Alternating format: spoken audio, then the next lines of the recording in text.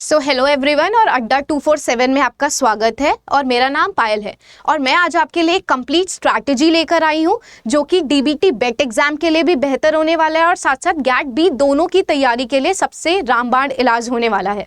तो चलिए देखते हैं हम क्या क्या करने वाले हैं। इस पूरी स्ट्रैटेजी के अंदर हम ये देखने वाले हैं कि आपको किस टॉपिक पे ज़्यादा फोकस करना है जिसकी वजह से आपकी रैंक ज़्यादा अच्छी हो पाए और साथ ही साथ आपका जो स्कोर है वो बेहतर हो पाए। जैसे कि आप जानते हैं कि जो डीबीटी बीटी का एग्ज़ाम है, बायोटेक्नोलॉजी एलिजिबिलिटी जो टेस्ट होने वाला है, इसका जो एग्ज़ाम है इसकी तारीख आ चुकी है जो कि 13 मई को होने वाला है।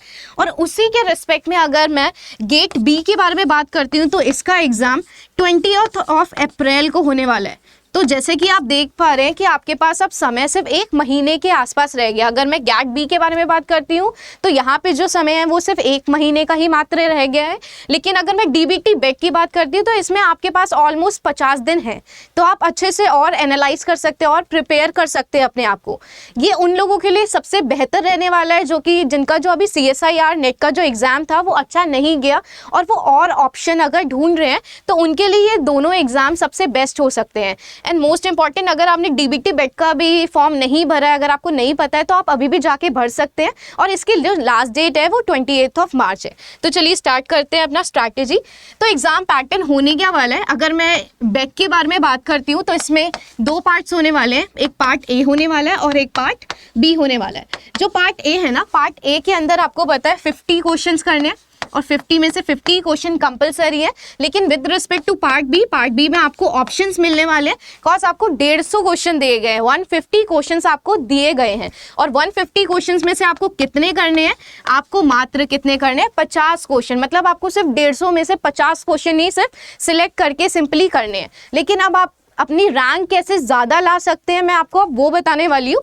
वो ये है कि जैसे पार्ट ए है ना, जो बच्चे हैं बायोलॉजी के जो स्टूडेंट्स हैं ना, वो एक्चुअली न्यूमेरिकल पोर्शन से बहुत दूर भागते हैं या फिर मैथ्स से बहुत दूर भागते हैं, तो हम उस पर फोकस कर सकते हैं। देखिए एक चीज़ हमेशा ध्यान रखिए कि पढ़ाई सब कर रहे हैं, सब चीज़ एक ही चीज़ें सारी चीज़ें पढ़ी जा रही हैं, मतलब जो भी जनरल है वो सब एक ही पढ़ रहे हैं। लेकिन आप उनसे बेहतर कैसे कर सकते हैं, आप उनसे अलग कैसे कर सकते हैं, जैसे आप न्यूमेरिकल्स प्रैक्टिस कर सकते हैं। जैसे जनरल एप्टीट्यूड, अगर पार्ट ए के बारे में मैं बात करती हूँ, यहाँ पे जनरल एप्टीट्यूड आता है और इस जनरल एप्टीट्यूड में नॉर्मली एक नॉर्मल रीजनिंग पूछ ली जाती है या फिर मैथ्स पूछ लिया जाता है और केमिस्ट्री पूछ ली जाती है। ये बेसिक है और बच्चे इसको क्या करके आ जाते हैं, छोड़ के आ जाते हैं। तो आप क्या करते हैं, इसको फोकस कीजिए बिकॉज अभी CSIR नेट का एग्जाम गया है, बाकी की चीज़ें आपको आती हैं।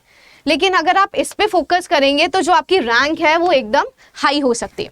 अगर उसी के रिस्पेक्ट में मैं पार्ट बी के बारे में बात करती हूँ तो जो पार्ट बी है ना, वो स्पेशलाइज्ड बायोटेक्नोलॉजी के अंदर आ जाता है। इसके अंदर स्पेशलाइज्ड बायोटेक्नोलॉजी, उसमें बहुत सारे पार्ट्स आ जाते हैं स्पेशलाइज्ड बायोटेक्नोलॉजी के अंदर, जैसे marine biotechnology, pharmaceutical, medical, animal, plant biotechnology. तो ये सारी चीज़ें इसके अंदर कवर हो जाती है। तो अब आपको फोकस क्या करना है, actually what you have to focus on.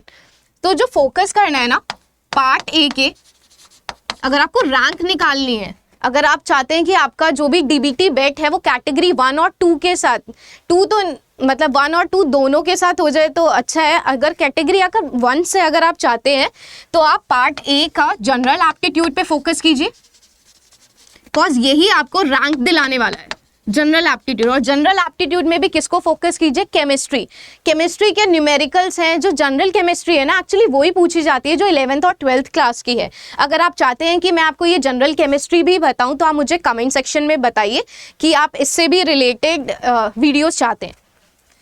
अगर मैं पार्ट बी के बारे में बात करती हूँ तो पार्ट बी के अंदर आप क्या फोकस करेंगे, पूरा बायोटेक्नोलॉजी वाला पोर्शन जो है उस पर फोकस करेंगे पूरा का पूरा।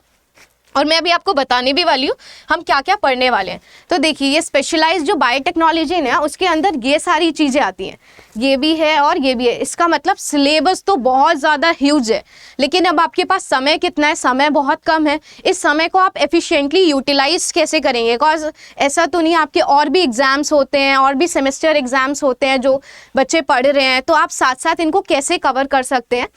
तो मैंने ना कुछ ग्रीन कर रखा है, कुछ रेड, अगर आप देख पा रहे हैं मैंने मतलब ये मार्क कर रखे हैं। तो जो रेड वाले हैं ना, ये मस्ट वाले हैं, मतलब ये आपको करने ही हैं, ये मस्ट वाले हैं, जो रेड वाले मैंने मार्क कर रखे हैं ये और ये तो करने ही है, बहुत बहुत इंपॉर्टेंट है।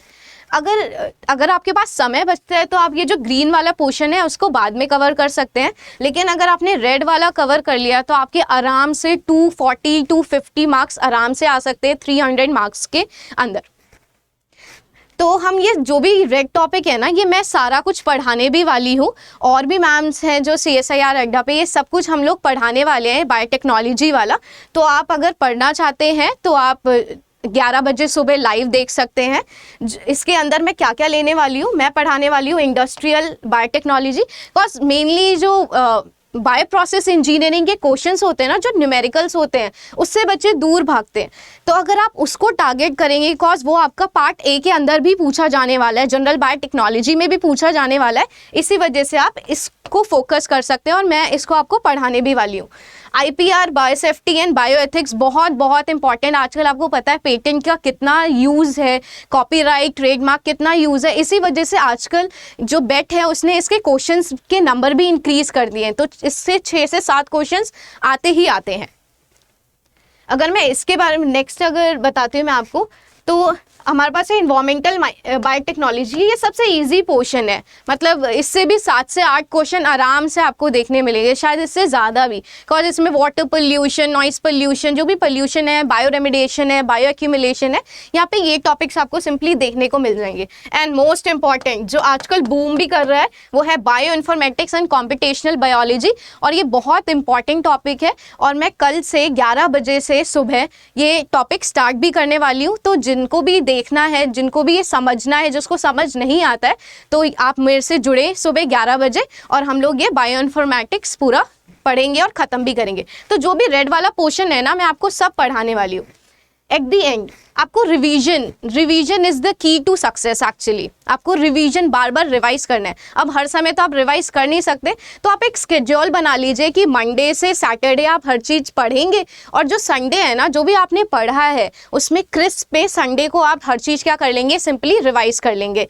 या फिर अगर आपकी आदत है तो सुबह आप जो भी, और हाँ मोस्ट इम्पॉर्टेंट आप कैसे पढ़ेंगे, आप अपना टाइम टेबल बना लीजिए। और शुरुआत में तो आपका जो टाइम टेबल है वो मतलब ज़्यादा पढ़ने का मन नहीं करता, बिकॉज अभी आपका CSIR नेट का एग्ज़ाम ख़त्म हुआ है, तो तुरंत पढ़ने का भी मन भी नहीं करता। तो आप धीरे धीरे अपना टाइम बिल्ड करने की कोशिश कीजिए। जो क्लासेस हम पढ़ा रहे हैं आप उसको देखिए, और कम से कम 30 मिनट्स तो आप दीजिए। मतलब इट्स जस्ट लाइक 30 मिनट्स आपने एक टॉपिक पढ़ लिया, और फिर उसके 30 मिनट्स या फिर 15 मिनट्स में आपने उसके क्या कर लिए, क्वेश्चंस लगा लिए।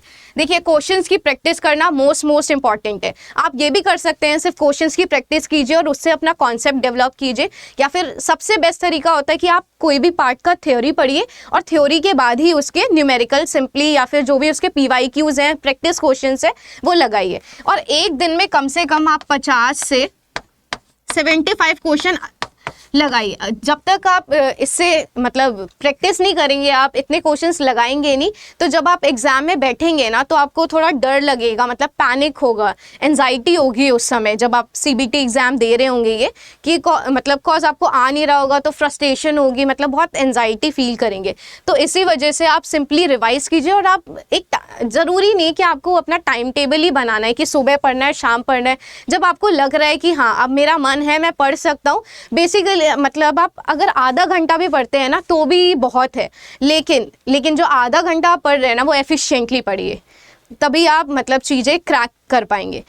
ज़्यादा पढ़ना मतलब ऐसा नहीं है कि अगर आपने ज़्यादा पढ़ लिया तो आप सक्सेसफुल हो जाते हैं, ऐसा कुछ भी नहीं होता। कम पढ़िए और मतलब ज़्यादा स्मार्ट वर्क जिसे कहते हैं आप वो करिए। तो ये सारा आज डिस्कशन था, और कल 11 बजे मिलते हैं, और 11 बजे मैं बायो इन्फॉर्मेटिक्स स्टार्ट कर रही हूँ। So thank you so much. और जो भी आपको इन्फॉर्मेशन जाननी है आप कमेंट कीजिए। अगर आपको कोई और बायोटेक्नोलॉजी के पोर्शन आप चाहते हैं कि मैं स्टार्ट करूँ तो आप मुझे कमेंट करके बताइए। ठीक है, थैंक यू सो मच।